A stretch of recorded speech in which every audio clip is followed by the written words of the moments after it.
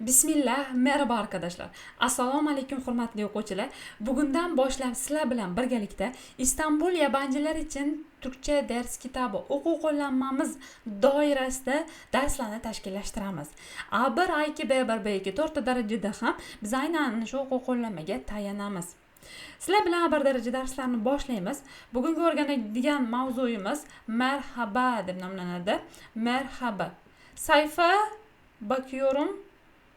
7. sayfa. 7. sayfayı açalım. Arkadaşlar Türkçe konuşmaya da başlıyorum. Bizde birinci ünite. Birinci ünitede neler veriliyor? Beceriler. Hurmatli o'quvchilar, 7. sahifani ochamiz dars kitobimiz bo'yicha. Marhaba deb nomlangan, salom deb nomlangan va bu o'rinda biz bugun nimalarni ko'rib chiqamiz. Qaraymiz ish rejamizga. Tanishma, tanishish, dilaklar, tilaklar, kishi va nesneleri tanıma, kishi va narsalarni tanish, dil bilgisi, grammatikamiz. Dil bilgisi degani grammatika deyiladi. Türk alfabesi. Türk til alifbosi biz o'tgan darsda buni ko'rib chiqqandik, lekin yana ma'lum bir o'rinlarda to'xtalib o'tamiz. Bu shu o kimni, bu shu u kim nima, cho'vliki, ko'plik qo'shimchasi lar, so'roq qo'shimchasi mi, burasi nersi, bu yer qayer, kelimalar, lug'atlar, sinf, maslaklar, kasblar, ev, uy. Demak, bugun bizning ko'nikmalarimiz mana bundan iborat ekan. Har bitta unitning oxirida uyga vazifa sifatida lug'atlar berib boriladi. Aynan o lug'atlar mana sinfga, kasbga va uyga oid lug'atlar ekan. Kelimalar bu vazifa bo'lib qoladi sizlarga. Xo'p, oxirida vazifani yana bir bor takrorlayman va men har bitta mavzuni slayd asosida tushuntirib o'taman. Har bitta A2, B2 ning oxirgi unitiga qadar slayd tayyorlab chiqqanman. Ana shu slayd bo'yicha darslarni tashkillashtiraman va dars oxirida har doim slaydni jo'natib qo'yaman. Slayd orqali sizlar yana ham o'zlaringiz uchun not qilib, konspekt qilib olishlaringiz mumkin. Birinci ünite merhaba. Başlıyorum arkadaşlar. Ne zaman ne söylüyoruz? Qachon, ne zaman degani ne zaman, qachon degani ne söylüyoruz? Nimani aytamiz? Salomlarga keldik, salom qismiga keldik. Bizda assalomu alaykum bu salomlashish va alaykum assalom salomga alik, ya'ni qabul shakli bo'ladi. Lekin turklarda ma'lum bir uslubda turlicha salomlashishadi. Aslida bu o'zbek tilida ham bor, faqatgina bizda nofaol. Qanaqa? Ko'ramiz. Turklar kunning qismlariga ko'ra salom berishadi va bu juda ham faol. Assalomu alaykum. Ya'ni assalomu alaykum bularda ham bor. Faqatgina buni bizga o'xshab doimiy tarzda ishlatishmaydi. Salomlar, gunaydın, gunaydın, gunaydın. Bizi kunning ertalabki 5 dan 11 gacha bo'lgan vaqtida biza gunaydın, ya'ni xayrli tong nomli salom turini ishlatamiz. Xayrli tong deyiladi gunaydın. İyi günler, xayrli kun degan. Kun, xayrli kun. Bu iyi günler salom turi soat 11 dan 5 gacha bo'lgan muddatda ishlatiladi. Endi iyi akşamlar, xayrli oqshomga to'g'ri keladi. Bu asosan 5 dan 9 gacha bo'lgan vaqt oralig'ida bo'ladi. Asosan qaranglar, oqshom deyilyapti. Nima bo'ladi bunda? Siz qishdan, yozda, bahorda farq qiladi, to'g'rimi? Shom vaqti. Deylik, yozda 9 ga yaqin bo'lib ketsa, qishki vaqti 5 da ham bo'ladi. Mana shu oralig'ida oqshom vaqti bo'lganligi uchun deb yodlasangiz, yana ham o'zingiz uchun yodlash bir texnikasi bo'ladi. Men shunaqa qilib yodlayman. Men har doim o'quvchilarga xayrli oqshom deyman. Chunki kechki vaqtda darsim bo'ladi. Aynan 8-9 oralig'ida bo'lganligi uchun hammaga iyi akşamlar yoki hammaga xayrli oqshomlar deyman. O'zbek tilida ham aynan mana shu tarzda salom beraman. Bizda ham bor, qarang, xayrli tong, xayrli kun, xayrli oqshom, xayrli kech bor. Faqatgina buni biz salom turish shaklida juda ham nofaol ishlatamiz. İyi geceler eng oxirgisi soat 9 dan ertalabki 5 gacha bo'lgan muddatda foydalaniladi. Demak, qaytaraman. Günaydın, iyi günler, iyi akşamlar, iyi geceler. Bu salom turlarini biz foydalanamiz. Bular misol uchun shaxs tanlamaydi. Siz ustozingizga bo'lsangiz ham, do'stingizga, onangizga farqi yo'q. Kimga bo'lsa ham siz bu salom turidan foydalanaverasiz. Günaydın, ya'ni assalomu alaykumdan ko'ra buni ko'proq foydalanishadi. Yoki merhaba. Merhaba qachon ishlatiladi? Merhaba deb talaffuz qilasiz. Buni ishlatilishi siz o'zingiz kabi tengqurlaringizga, tanishlaringizga yaqin o'zingiz auditoriyadagi kishilaringizga merhabani ishlata olasiz. Lekin siz ustozingizga qarab merhaba deya olmaysiz. Yoki sizda qarshingizdan rektor chiqib qolsa merhaba deya olmaysiz. Lekin günaydın, iyi günler hocam deb ayta olasiz. Menimcha tushuntira oldim. Keyingisi unlilarning sinflantirilmasi. Unli degani unli degani, to'g'rimi? Unlilarning sinflantirilishi, tasniflanishi. Kelinglar bu tasniflarni ko'rib chiqamiz. Bilamiz, men aytib o'tgandim. Turk tilida 8 ta unli bor. Biz buni o'tgan darsga, video darsimizda ko'rib chiqqandik. 8 ta unlini sanayman. A, I, O, U, E, I, Ö, Ü. Va bu 8 ta unlidan ikkitasi bizning alifboyimizda yo'q degandim. Ular qaysilaridir? I bilan Ü harfi. Va o'ni ham nima uchun bo'yaganman? Faqatgina yozuvdagi ko'rinishi farq qilganligi uchun. Biz o'zbek tilida nima qilamiz? Shapka bilan yozamiz degan. Turklar 2 nuqta qo'yib qo'yadi deb aytgandim. Ana endi aynan mana shu 8 ta unlini biz tasnif qilamiz ma'lum bir kategoriyalarga ko'ra. Qalin inja biz uchun juda ham muhim. Qalin va inja. Qalin degani qalin degani. Qalin unlilar bor ekan, inja degan ingichka degan. Ingichka unlilar bor ekan. Qalin unlilarni sanayman. A, I, O, U qalin unlilar hisoblanadi. E, I, Ö, Ü ingichka unlilar hisoblanadi. Yodlab qo'yishingiz uchun yana bitta informatsiya berib o'taman. Qarang, nuqtalilar ingichkaga kiryapti va qo'shimcha e bilan birgalikda. Nuqtasizda qalin unlilar bo'lyapti. Shu orqali ham yodlasangiz bo'ladi. Ana endi do'z yuvarlak keldik. Bularni so'zma-so'z tarjima qiladigan bo'lsangiz, do'z tekis degani, yuvarlak dumaloq degani. Tekis dumaloq degan. Lekin ilmiy termin sifatida biz lablangan, lablanmagan deyishimiz ham mumkin. Qarang. A, I, E, I lablanmagan, O, U, Ö, Ü esa lablangan unli hisoblanadi. Qarang, talaffuz qilayotganda o'zingiz ham e'tibor bersangiz, labingiz oldinga tisariladi va lablanadi harflar. Tovushlar lablanadi. Mana O, U, Ö, Ü. Ko'rasizmi? Men labimni oldinga tisardim. Lekin A, E, I labim ishtirok deyarli etmadi. Mana shu holat bo'yicha biz lablangan, lablanmagan deb tasnif qilamiz. Ana navbatdagisi genish dar. Genish degani keng, dar degani tor. Va keng unli, tor unli bor ekan bizda. Ko'ramiz. A, E, O, Ö genish keng unlilar, I, U, Ü tor unlilar. Ustoz bizga bu nima uchun kerak deydigan bo'lsangiz, keyingi qismda men savollaringizga javob berib o'taman. Xo'p, navbatdagisi biz tepada qalin va ingichkani bilib oldik. Unlilar tasnifini bildik. Ana endi birinchi grammatikani o'rganamiz sizlar bilan. Birinchi grammatikamiz bu cho'l eki. Ko'plik qo'shimchasi lar. Ko'plik qo'shimchasi o'zbek tilida ham lar. Kitoblar, daftarlar, mashinalar, bolalar, ustozlar, o'quvchilar va hokazo. Ya'ni birdan ortiq predmet shaxsni ifodalashimiz uchun biza lar ko'plik qo'shimchasidan foydalanamiz. Xuddi shunday turklardan foydalanamiz. Ana endi faqatgina men aytgandim, qo'shimchada hech qaysi qo'shimcha bir xil ko'rinishga ega emas. Eng kamida ular 2 ta, 4 ta, 8 ta bo'lib ketadi deb aytgandim. Aynan lar qo'shimchasi ikki xil holatda tuslanadi. Lar va lar bo'ladi. Uni o'zgarishi esa aynan qalin va ingichka unliga borib taqaladi. Ana mana bitta misoli. Qarang. Agar so'zlarimizning eng oxirgi bo'g'ini. Qarang, bo'g'in nimaligini bilamiz, a? Men o'zbek tilini o'rganish, turk tilini o'rganishdan oldin kerak bo'ladigan o'zbek til grammatikasi videosini aytib o'tgandim. U video darsida aytganman. Bo'g'in nima, harf nima hammasini tushuntirib o'tganman. Ana endi eng oxirgi bo'g'in, deylik misol uchun kitob bo'ladigan bo'lsa, top qismi eng oxirgi bo'g'in bo'ladi. Eng oxirgi unli bo'ladigan bo'lsa, ana shu eng oxirgi bo'g'in hisoblanadi. Demak, eng oxirgi bo'g'inimizda qalin unlilar bo'ladigan bo'lsa, lar, eng oxirgi bo'g'inimizda ingichka unlilar bo'ladigan bo'lsa, lar qo'shimchasi qo'shiladi. Lar va lar shaklida tuslanadi lar ko'plik qo'shimchamiz.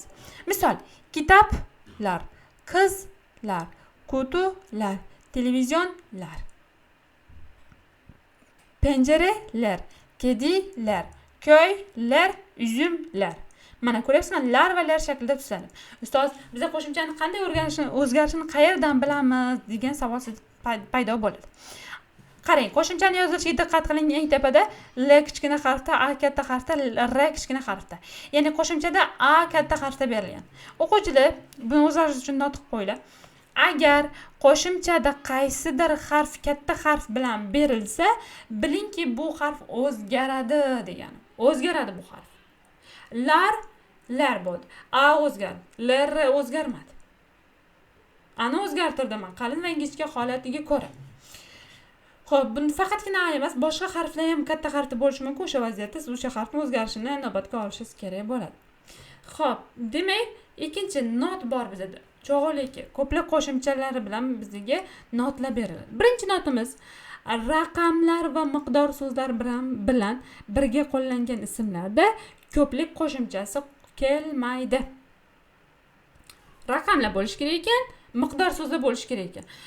Bular bilan birga kelgan ismlarda, ism nima degani? Guli, Lola, Shahzoda ism degani emas. Bizda fe'l bo'lmagan so'z turkumlari ismlar deyiladi. Ana shu ismlarda biz nima qilamiz? Ko'plik qo'shimchalarni ishlatmaymiz. Misol uchun, 3 chojuk, 3 raqam, to'g'rimi? 3 degani chojuk bola degani.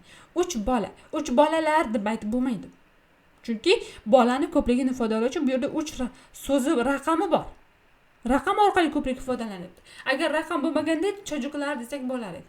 Yoki oz kishi, oz bu yerda miqdor so'z. Oz kishilar ayta olmaymiz. Mantiqan g'aliz bo'ladi. O'zbek tili grammatikasida ham xuddi shunaqa. 2 kalim, ikkita ruchka, cho'k inson, ko'p inson, 5 bardak, 5 stakan, hech yabanchi, hech bir xorijlik kishi. Ana shu holatda siz istisnoni o'rganib olishingiz kerak bo'ladi. Demak, xulosa qilaman, raqamlar va miqdor so'zlar keladigan bo'lsa ismlar oldidan sizlar ko'plik qo'shimchasini foydalanmaysiz. Keyingisi oxirgi harfi a, o, u emas. A, o, u harfi bilan tugagan bo'lsa ham chetdan kirib kelgan so'zlarga lar qo'shimchasi qo'shiladi. Bu ikkinchi istisno. Qaranglar. Biz tepada aytdik. Agar so'zimizning oxirgi a, o, u bilan tugasa, biz ularga lar qo'shimchasini qo'shamiz dedik. Lekin shunaqa chetdan o'zlashgan so'zlar borki, ularni oxirgi bo'g'inidagi unli a, o, u bilan tugasa ham, ularga lar emas, lar ko'plik qo'shimchasi qo'shiladi. Misol, soatlar, alkollar, meshgullar, hayollar, sembollar, petrollar, siyohatlar, misollar, qalblar, rollar, hallar, ideallar. Ustoz, biz buncha so'zni qayerdan bilamiz? Yana bundan boshqa so'zlarni deyishingiz mumkin. Hozircha mana shularni yodlashingiz kifoya. Chunki asosan mana shu so'zlar uchraydi sizda. Demak, bularga biz larni soat a bilan tugasa lar qo'ya olmaymiz. Soat so'zi chetdan o'zlashma so'z ekan, shuning uchun unga biz larni qo'yamiz. Aslida sof turkcha so'z bilan sof o'zlashgan so'zni qayerdan bilamiz degandik? Qalin yoki ingichka bo'lish kerak hamonlik yoki aralash bo'lish kerak. Aralash holatda mana bo'lyapti, demak bu chetdan kirib kelgan so'z degan. Shunaqa xulosa qilsak bo'ladi. Demak, ikkita istisno tushunib oldik, to'g'rimi? Istisno tushunib oldik va men endi kitob bilan tushuntirib ketaman. Qarang, ham kitob ham slayd bilan ishlayman. Kitob ham slayd ham qo'lingizda bo'lsin. Xo'p, mana ko'plik qo'shimchasini ochdim. Birinchi unitni o'zida qarang. Cho'g'liki lar berib qo'yilyapti. Qalin unlidan keyin lar deyilgan, ingichka unlilardan keyin lar deyilgan. Tekil cho'g'ul. Tekil degani bitta degani, cho'g'ul degani ko'plik degani. Birlik va ko'plik holati. Kitob, kitoblar. Panjara, panjaralar. Qiz, qizlar. Kedi, kedilar. Kutu, kutular. Ko'y, ko'ylar. Televizion, televizionlar. Uzum, uzumlar bo'lgan. Ko'ryapsizmi? Ana endi mana notlar berilyapti. Saylar va miqdor bildiren sifatlarla birlikte kullanılan isimlerde çoğul kullanılmaz. Men buni aytdim, raqamlar bilan miqdor so'zlar qoidasini aytdim. Ana endi aynan o'sha qoida mana bu birinchi notga keladi. Ana endi ikkinchisida son hijalarında a, o, u bulunan bazı yabancı kelimeler lar ekini alırlar. Buni ham tushuntirib o'tdim. Soatlardan ideallargacha bo'lgan so'zlarni albatta yodlab olasizlar. Buni men so'rayman. Ana endi aşağıdaki kelimeleri çoğul yapalım diyor 5. alıştırmalıkta. 5. mashqimizda pastdagi so'zlarni ko'plikka aylantiraylik deb aytildi. Men endi buni nima qilaman, ko'plikka aylantirib sizga ko'rsataman. Undan oldin qarang. Men mashq bajaryapmanmi? Siz videoni to'xtatasiz har doim. Kitobingizni olasiz, o'zingiz ishlaysiz va keyin men ishlaganim bilan tekshirib ko'rasiz. Shunda natija bo'ladi. Hozir siz o'ylaganlaringiz, men tushuntirganim bo'yicha videoni to'xtating-da, mana shuni bajaring, keyin men qilayotganim bilan tekshiring. Boshladim men. Defterler, elbiseler, bankalar, belitler, erkekler, öğrenciler, sorunlar, bürolar, evler, filmler, balıklar, eczaneler, odalar, ekmekler, bulaşıklar, kahveler, parklar, oteller, numaralar, sandalyeler, ormanlar, kiralar, çamaşırlar, piyanolar, kadınlar, lokantalar, paketlar, patateslar. Agar siz mana shu tarzda qilgan bo'lsangiz, albatta siz to'g'ri qilgan bo'lgansiz. Davom etamiz. Keyingi grammatikamiz. Hurmatli o'quvchilar, men kitobni o'qimasi, dinlamasiga to'xtalib o'tirmayman. Video darsda asosan grammatika nazariy, boshqa jihatlarga to'xtalib o'tmayman. Qolgan qismlarni biz jonli darsda o'rganamiz. Siz grammatikani tayyor bo'lib kelasiz, qolganini biz jonli darsda bitta-bitta ko'rib chiqamiz. Xo'p, keyingi grammatikamiz so'ruv eklari. So'roq qo'shimchasi mi. So'roq qo'shimchasini sizlar bilan ko'ramiz. Xo'p, qo'shimchada i katta harfda yozilgan, m kichkina harfi bo'lishi kerak. Meni kichkina qilamiz. M o'zgarmaydi, i o'zgaradi. Qarang. So'zning oxiri x-y unlilari bilan tugasa, z so'rog'i beriladi. Endi qarang. x-y a mana bu qator bo'ladi, z bo'lsa mana bu qator bo'ladi. Ya'ni qarang. So'zning oxirgi bo'g'inidagi unlilar a bilan tugasa, qo'shimchamiz m qo'shimchasi bo'ladi. Oxirgi bo'g'inimizda i unlilar bo'ladigan bo'lsa, mi qo'shimchamiz. Oxirgi bo'g'inni o bilan tugasa, mo, u bilan tugasa, mo qo'shimchamiz beriladi. So'roq qo'shimchasi o'z nomi bilan so'rash uchun ishlatiladi. Misol uchun, bu telefonmi? Bu qizmi? Bu bolami? Bu mashinami? Bu universitetmi? Ko'rasizmi, biz har doim mi deb ketaveramiz. Lekin aynan o'sha mi qo'shimchasi ana endi turk tilida 4 xil usulda tusanilyapti. Ular mi, mu. Biz tepada genish dar qilib qo'shimchani o'rgandik, to'g'rimi? Genish dar. A genish, I tor. Genish, I tor. O genish, U tor. Ö genish, U dar bo'ladi. Ana shu holatda o'rgangandik. Ana shu holat bo'yicha nima bo'lyapti? So'roq qo'shimchasi qo'shilyapti. Ko'rasizmi? Hamma narsaning tagida yuqoridagi jadval yotadi. Jadval yotadi. Qalin, ingichka, keng, tor va hokazo mana shu tasnifda bilishimiz kerak. So'roq qo'shimchasi o'zi qo'shilayotgan so'zdan ajratib yoziladi, qo'shib yozilmaydi. Esingizdan chiqmasa, mana men qo'shib yozmaganman. Sinfmi? Sinfmi? Odammi? Xonami? Postajimi? Pochtachimi? Bankami? Bankami? Daftarmi? Daftarmi? Filmmi? Filmmi? O'quvchimi? O'quvchimi? Qahvami? Qahvami? So'rinmi? Muammomi? Buyrami? Ofismi? Pianomi? Pianomi? O'qulmi? O'qishmi? So'zlikmi? Lug'atmi? Kuyaformi? Sartaroshmi? Buyukmi? Kattami? Ko'ymi? Qishloqmi? Ko'ryapsizmi? Hammasi bizda mi, lekin turklar nima qilyapti? Mi, mu holatida tuslab qo'shyapti. Qaytaraman, qarang. So'zning oxirgi bo'g'ini bilan tugasa, men bu narsani mana anaqada ko'rsataman. Siz kitob orqali ko'rsatay. Mana men bu qismiga qaraymiz. Kitobimizning sahifasi 16-sahifada berilgan. Qarang, so'ruv eklar. bilan tugasa m, i bilan tugasa mi, u bilan tugasa m, u bilan tugasa m. So'z nima tugasa demang, yana tushunmay qolmang. So'zning oxirgi bo'g'inidagi unli. Xo'p, o'rnak qarang. Bu dolabmi? Bu shkafmi? Mana a bilan tugaganligi uchun nima bo'ldi? M berildi. Evet, dolap, shkaf. Bu masami? Bu stolmi? Hayır, masa değil, koltuk yok. Bu stol emas, bu o'rindiq. Bunlar köpekmi? Bular itmi? Evet, köpek. It. Mana shu holatda o'rganasiz. Ana endi qarang, diqqat qiling. So'rashni o'rgandik, to'g'rimi? Misol uchun, bu stakanmi deb so'radim. Ha, stakan dedingiz. Yo'q, stakan emas dedingiz. Ana shu endi so'roq berilganda ha yoki yo'q deyishni o'rganamiz. Buni ko'rib chiqamiz, qarang. Evet, hayır. Evet degani ha degani, hayır degani yo'q degani. Ha va yo'q degani. Bu qalammi? Bu nimada, ruchkami deb so'raldi. Bu ruchkami deb so'raldi. Javob beraman. Evet, ha, bu qalam. Evet, hayır so'zlaridan keyin virgül qo'yiladi. Evet, bu qalam. Ha, bu qalam. Hayır, bu qalam değil, o kitap. Yo'q. Bu ruchka emas, o kitob. Yo'q, bu qalam emas, ruchka emas, bu kitob. Ko'ryapsizmi? Evet, hayırning tarjimasi ha, yo'q ekan. Ana endi kitobga qaraymiz. Biz evet, hayır so'zlarini bildik. 6-unitda 6-mashqdagi vazifalarni birgalikda bajaramiz. Videoni to'xtatib siz bajarasiz, undan keyin men bajarganimni tekshirasiz. Men ishlashni boshladim. Aşağıdaki cümleler örneklardagi gibi tamomlayalım. Pastdagi gaplarni tepadagi misollar kabi tugataylik deyiladi. Tepadagi misollar mana. Boshladim. Bu o'rangimi? Bu o'quvchimi? Evet öğrenci. Ha o'quvchi. Hayır öğrenci değil. Yok o'quvchi emas. Bu sınıf mı? Bu sınıf mı? Evet sınıf. Ha sınıf. Hayır sınıf değil. Yok sınıf emas. İstanbul kalabalık mı? İstanbul gavjum mu? Evet kalabalık. Ha gavjum. Hayır kalabalık değil. Yok gavjum emas.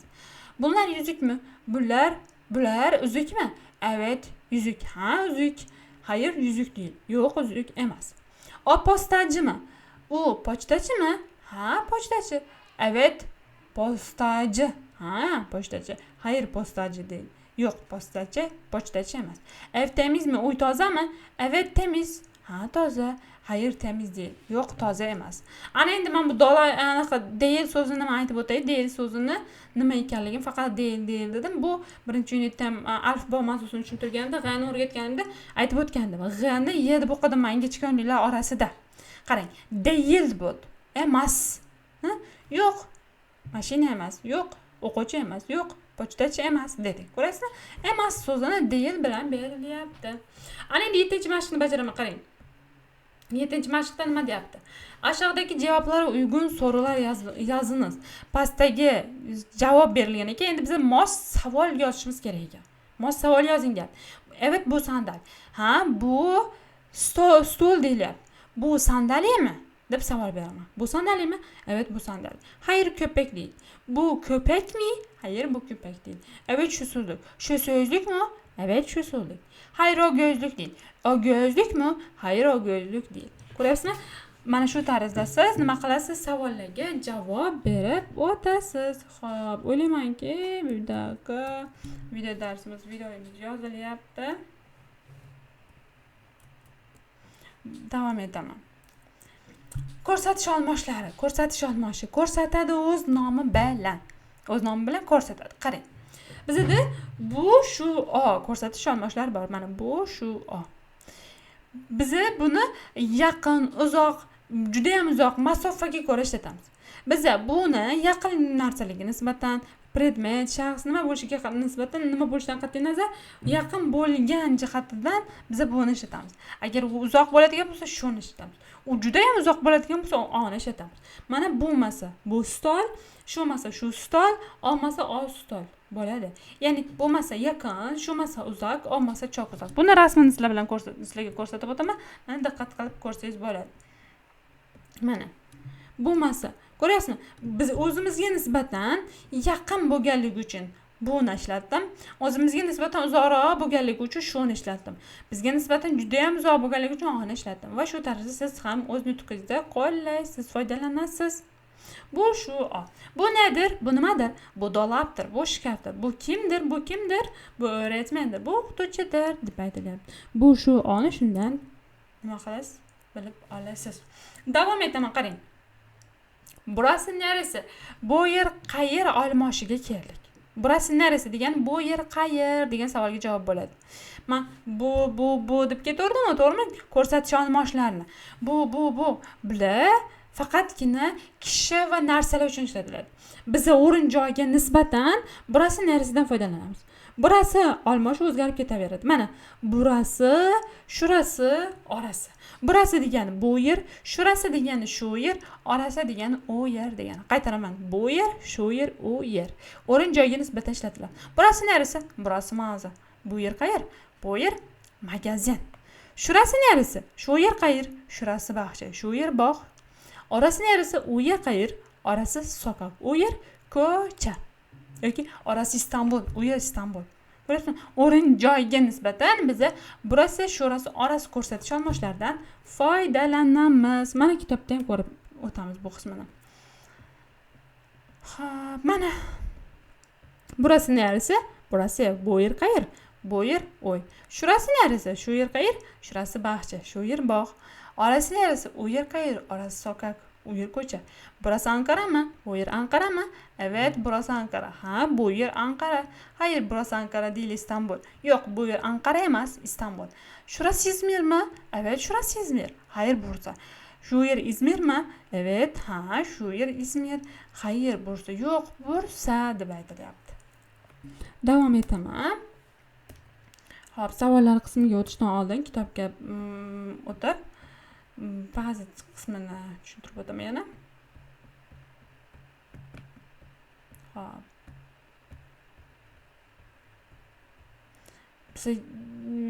Bize bilmagan yana bitta jihat qoldi. Mana bu yerda bunlar, shunlar, onlar bor. Mana ekranda bu yerda qarang. Bu shu oni ko'plikdagi shakl. Ya'ni ko'plik uchun bunlar o'quvchi, bular o'quvchi, shunlar o'rgatman, shular o'quvchi, onlar o'quvchi, shular o'quvchi deb ishlatasiz. Bunlar, shunlar, onlarlar ko'plik qo'shimchasi qo'shiladi, orada ne ortadi. Ko'plik qo'shimchasi shu. Ana endi mana ne so'rog'ini ko'rdingiz. Nima degani? Kimni ko'rdingiz? Kim degani? Tushunarli? Va o'quvchilar mana bu yerda mana dinlama bor. Dinlaylik va yozaylik, tinglaylik va yozaylik deyilgan. Alifboga mana bunlarning 8 yungli harf, 21 unsiz harfdir deyilgan. Men buni alohida qilib bitta video dars qilganman, shuning uchun men bunga to'xtalib o'tirmadim. Alfabega kirish qildik va qolgan qismlarni endi kitobning qolgan qismlarini dars jarayonida birgalikda sizlar bilan o'rganamiz. Nima uchun qolganlari qolib ketdi? Demang, men video darsda faqatgina grammatika va nazariyaga to'xtalaman. Tushunarli? Mashqlarni bajarib ko'rsatdim. Dinlamalarini, audiosini ham men tashlab beraman, darsda ham birgalikda qilamiz. Vazifalarni albatta video darsda vazifalar alohida qilib qo'yganman. Mana shu vazifalardan foydalanib qilasiz. Xo'p, nelar o'rgandik qismini ham albatta ko'rib chiqasiz va anaqani oxirida, kitobning oxirida mana 20-sahifada har bitta unitning oxirida mana lug'atlar berib qo'yilgan bo'ladi. Ana shu lug'atlarni sizlar tarjimasi bilan biz sizlarga topshiramiz. Uni ko'rib yodlaysiz. Albatta yodlaysiz keyingi darsgacha. Boshda qiyin bo'ladi, lekin qiyin deb tashlab qo'ymaymiz. Ko'p so'zlar o'zbek tili bilan o'xshash. Yodlashimiz xudo xolasa oson bo'ladi. Evet arkadaşlar, her bir unitinin sonunda böyle bir kelime sözcükleri var. Onları ezberleyeceksiniz. Dersimiz burada bitmek üzere. Sonraki dersimizde ikinci unitin nerede bölümünü öğreneceğiz. Sıradaki dersimize kadar görüşmek üzere. Umarım her şey iyi oldu. Tabii ki sorular varsa sorular kısmına yazacaksınız. Yorumlara yazacaksınız. Yani izohla da yazasizlar. E'tiborlaringiz uchun rahmat, kattakon, sog' bo'linglar, salomat bo'linglar, o'zlaringiz ehtiyot qiling. Sıradaki dersimize kadar görüşmek üzere. Kendinize iyi bakın. İyi dersler.